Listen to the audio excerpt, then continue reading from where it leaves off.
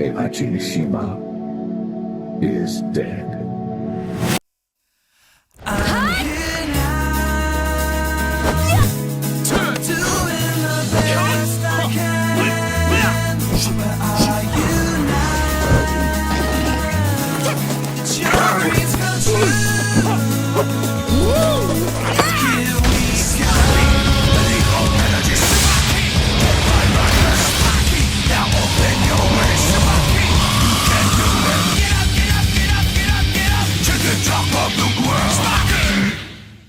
We're back. And we did it again. I would definitely argue at the end of playing through Tekken 5 and Tekken 5 Dark Resurrection, which is what we did for this part of the legacy, this game's fun as dude. It's very interesting to go back to it and realize how quintessential Tekken it is. Almost indistinguishable from modern Tekken. So much of what characters are doing nowadays and how the game operates is based on the principles that Tekken 5 established. Because Tekken 5 was obviously different from Tekken 4. This was the game that was kind of like the apology for Tekken 4 because at the time T4 didn't do great. It's just bonkers to me how much this game feels like modern Tekken still. And just the accessibility of it is like, man, I'm having fun. Holy crap, like it's just fun seeing how the things that you know and operate still operate to this day. And this is the game where quote unquote Tekken legacy skill originates. It starts here. So if you guys had been playing a whole bunch of Tekken 5, if you just stayed playing Tekken 5 and Tekken 5 Dark Resurrection, you will have a massive leg up on people in any Tekken game after this. So from Tekken 6 to Tag to 7 to now Tekken 8, all of these games carry essentially gameplay elements from Tekken 5. Again, we're wondering why Tekken is a legacy game. How is the legacy skill of Tekken carry over for so many years? It's because the legacy skill is from 20 years ago, man. It comes from this game. No. No! Let's talk about just like overall gameplay feel and what Tekken 5 is offering as a package, because I personally feel Tekken 5 is the actual sequel to Tekken 3. Tekken Tag 1 was more like a Tekken 3.1, maybe like a Tekken 3.2, but it really wasn't even a Tekken 3.5 or an actual like sequel to Tekken. It wasn't. Tekken Tag was just, oh, it's just Tekken 3, but better. While Tekken 4 was not really a sequel to Tekken 3. To be real, Tekken 4 was just a relative, very different game compared to the Tekkens that came before it, much less Tekken 3. So a lot of people felt disconnected from Tekken 4. Tekken 5, this is the sequel to Tekken 3. Even coming from the developers directly, talking from interviews and stuff and looking back on some of the history of the game, that was their goal. They felt they deviated too much with Tekken 4. The audience kind of responded in a way that was relatively negative, and now their goal was to make the true sequel to Tekken 3. We're going to grab our Tekken 3 audience again, and to be honest, they do. This is one of the greatest fighting games of all time. Tekken 3 is easily one of the most definitive and genre-defining games ever, but to follow that up with a game that equally slaps like just as much in its own way and then also in different ways, that's what Tekken 5 is. So for many people, and if you look at the full package available, Tekken 5 console is just such a beautiful game and a game that still plays wonderfully well to this day. Oh my God. Jesus! Okay. It's the most fun I've had gameplay-wise of all the Tekken games, because obviously you go back to Tekken 3 and Tekken Tag, they can feel a little like bare bones. Character movesets and stuff like that can feel a little bare bones, although still a ridiculously fun game. There's some meat to work with. You get to figure out some ridiculously fun stuff in this game. Another way that the developers were trying to like apologize, much less rectify the situation that was Tekken 4, a lot of people were really bummed out that Jin's playstyle changed, and story-wise it all makes perfect sense why it does. But Jin comes back in this one. Now he's not as good because Jin has like 3 games of being top tier as holy hell. 3, Tag 1, and 4. So Jin's pretty bad in Tekken 5 and Tekken 5 Dark Resurrection. But his moveset's expanding and he's a bit more fun, right? He gets like Savage Sword and, you know, things are getting better. However, Devil Jin is introduced specifically for the reason of a ton of players, including myself back in the mid-2000s and early 2000s, really upset that Tekken 4 Jin did not have the classic Jin playstyle. So they make Devil Jin quite literally to give back the playstyle that Jin had from Tekken Tag 1 and Tekken 3. So here's old school Jin. You can have him back. It's like, whoa, hallelujah. A lot of people are pretty happy with it. I'm personally not, because I think Devil Jin doesn't look specifically cool. But weirdly enough, what happens? Devil Jin comes back, and he's hella good. In the same ways that Jin was amazing in Tekken 3 and Tekken 1, on a completely different play style than Tekken 4 Jin, which still exists in Tekken 5, Devil Jin is like ridiculously good, man, and sort of carries forward the classic Jin legacy of Jin being OP as shit into almost every game after this. From what I understand, Devil Jin is consistently a really good character, ridiculously top tier character in many situations, or just goes on to be a great character in every single game he's in from this point forward. It's a funny, interesting aspect to the Tekken legacy in general, how the developers responded and brought back that old school playstyle, the Kazama playstyle, right? Devil Jin's super fun. We just dedicated a ton of time to him, and he's a ridiculously fun character in this game, man. Oh! Oh! Whoa, Jesus. Outside of gameplay stuff, one of the most astronomically huge parts of Tekken and Bandai Namco fighting games is visuals. It's really crazy to look at this game on a PlayStation 2 and how ridiculously well rendered the images and the stages and the characters are. There's very few things that could compare to Tekken in terms of like visual quality. Still will blow your mind in a 4:3 aspect ratio running at 480p. And we're upscaling the image to make it a little bit better, but dude, I can't even fathom how good this game looks. And Tekken 4 already looked really good, and now it looks even better. Even on a console now, running on like a modern TV, it's beautiful, dude. It's just such a gorgeous game with so many incredible physics and particle effects and shit all over the place, man. The character models actually hold up. The way they talk and they emote and they move looks legit super good. Also, the quality of the cutscenes and the tone of the game is consistent. This game really feels like Tekken 3 in tone, right? And sort of how there's a little bit of slapstick silliness here and there, and there's also some serious elements between some character stories, but we get character endings that are not as, I'd say, story intertwined, where you get like really deep stories for every character or something has a seedy underbelly. It's not to the level of Tekken 4. It goes back to sort of the fun nature of Tekken in general. It's fun and hype. And that's kind of what Tekken is from this point forward, and was in Tekken 3. And the endings for all characters, you know, every character gets a big CG cutscene ending. Some of them are goofy and crazy and hilarious and, you know, actually move the story forward, but they very much remind me of T3, where that was the exact same thing in Tekken 3. Some characters are obviously canon and some are clearly not. Come at me, you friggin' aliens.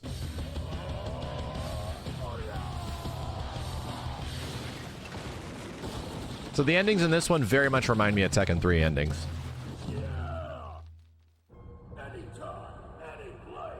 Bring it on, you aliens. Content-wise, Tekken 5 is one of the most content feature-rich fighting games there is. And the reason behind that is not just its Devil Within Tekken Force mode. This was the version of the game we played for the arcade versions of Tekken 1, 2, and 3. So arcade history is in this game, and Tekken 5 just gives you 3 other Tekken games. Have fun. And that's a wonderful addition to a game. That immediately makes this package relatively massive. However, I used to think this game is probably one of the most feature-rich Tekken games. I don't know if it is, because Devil Within mode is a mode. And I remember playing it when it came out in 2005, and I tried it. And I remember quickly dropping it and never revisiting it ever again, really. So I try it again, and I'm reminded all over again why I dropped it. It's a beat 'em up. They simplify things. They actually add like certain special moves to buttons and auto combos and all this stuff. They make it more like a beat 'em up than Tekken Force mode has been before, but it's tremendously boring. Like, at least Tekken Force mode in Tekken 3, I wanted to play through it and just keep going. This one is just like, I don't know, something about it is... doesn't engage me at all, dude. Maybe it's the fact that I'm not using the core special moves of the character. Maybe it's the fact that it goes on for way too long and the environments are really drab and most of the enemies act the same. Something is going on where it just does not grab me. It's just really dry and not fun and doesn't seem to do much for the story either. Just very repetitive. So, to me, it's like a bad Tekken Force mode. They clearly are trying to turn this game into a beat 'em up more so and more accessibly and Tekken Force Mode and Tekken 4 Force Mode, but at this point I think it's the worst one. And to me, it's a completely throwaway mode. I can see why people would want to play it a little bit, but all it comes across to me is just a really, really, really bad version of Fighting Force. Like, I'd rather play Fighting Force than this shit, man. Like, any beat 'em up, it just seems more fun than this. That's cool. Devil mode, the devil. I have achieved the devil within. I am the devil within, chat. Look at me. You know what it also is the fact that you start off like as Jin, and it's the devil within, and you turn into Devil Jin and all this goofy stuff, right? You can't pick other characters. Maybe you can later on. I'm assuming you can.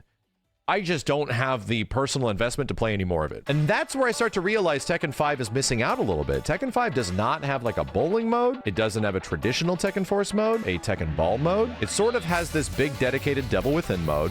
A lot of other stuff that all the other games have, like time attack and survival, yada, yada, yada. However, the limitations on Devil Within, the fact that we also get all these arcade games makes me realize Tekken 5 is super good, but it might not be as quote-unquote feature-rich and features as something of a, you know, Tekken 3, where Tekken 3 still has a lot of crazy individual features, and that's just because, you know, it's also got Tekken Ball. That's pretty much it. However, this is the first Tekken game where we would get customization, and customization was popularized back in Virtua Fighter 4. This is Tekken sort of looking at VF and doing what they do and taking the things that VF sort of does well at times. In Tekken 4, it wasn't the best choice to take stuff from Virtua Fighter, but in this game, yeah, they're like, hey, Virtua Fighter is doing character customization. At this point, Tekken and Soul Calibur start having actual customizable characters. Soul Calibur, you get to make a whole character, but now in Tekken, you can at least put stuff on characters' arms and their heads and their hair and change their colors, and it's actually kind of sick, man. We saw some crazy customization stuff like a corgi on Paul's head that are unique to certain characters. This is the start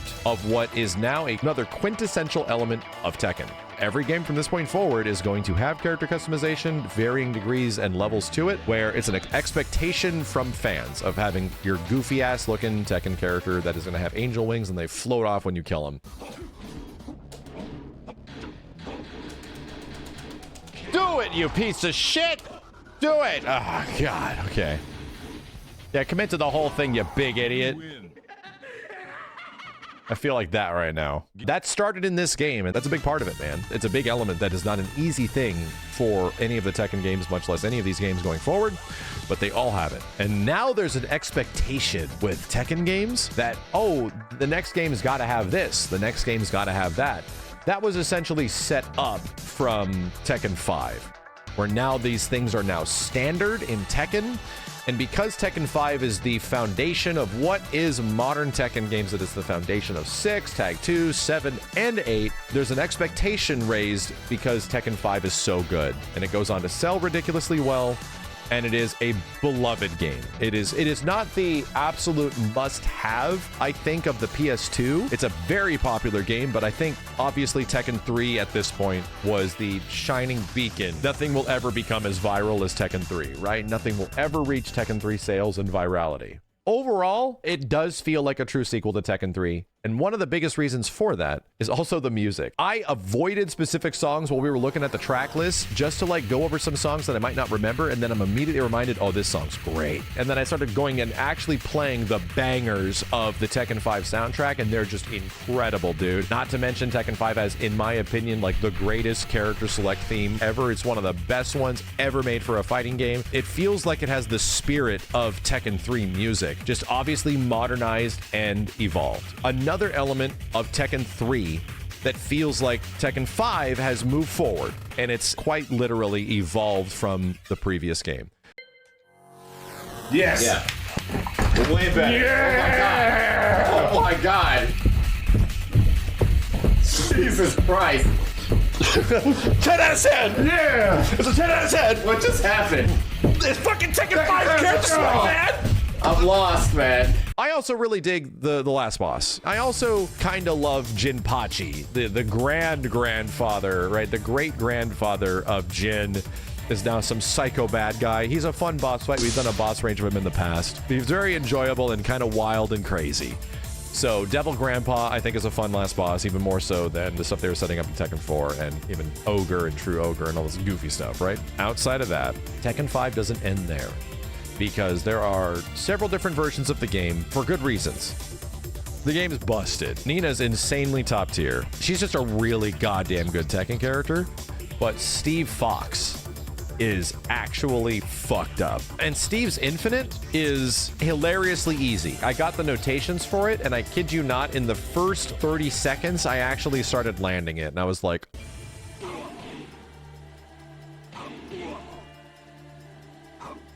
oh no. And that's just like one part of it outside of the fact that, yeah, there's like a lot of other things on the character that are stupid good, similar to the way he was in Tekken 4. Immediately, Tekken 5, when it comes out in arcades and is on console, it's later learned that it's just messed up, man, in terms of like competitive balance and stuff like that. So there's some very wacky things when it comes to it. But long story short, there wasn't like competitive esports for these games nearly as much. There was local FGCs all over the place and some very haphazard majors that would happen that 60 people joined Tekken. Like, holy shit, like the level of tournament play wasn't astronomically big in comparison to modern fighting games, but still, it was compromised. There was definitely compromises until you got to big Evo main stages. However, it was rectified. There's like a 5.1 version of the game in arcades. It fixes a lot of the problems, and then ultimately it leads us to Tekken 5 Dark Resurrection, which was on PS3, is upgraded to 1080p, added new characters like Lily and Dragunov, etc. Unless you count Tekken Tag 1, the first time that you would get a Tekken game that gets a proper version upgrade, like a named version upgrade, something that would go forward to every single Tekken game from this point forward, that they get big named version updates, like in the same aspect of like Street Fighter 2 to Street Fighter 2 Turbo. It's kind of like that, where they add a couple new characters, a thing here or two, and do some overhaul balance changes to it. They aren't brand new games, but they are absolutely big updates. Street Fighter 4 to Super Street Fighter 4. Tekken 5 DR, by many accounts, is the greatest Tekken game there is. Many people that have been playing these games for 20 to 30 years will tell you that, yeah, Tekken 5 Dark Resurrection is kind of still pure Tekken before it gets crazy. As we start moving this legacy forward, gameplay-wise, Tekken keeps expanding, and combo-wise also keeps expanding to a much wider degree. Mechanics start to go kind of crazy at this point. That will reach varying massive levels after Tekken 6, but the reason Tekken 5 is so highly regarded is because the purity of Tekken gameplay is still intact in Tekken 5 and especially Dark Resurrection.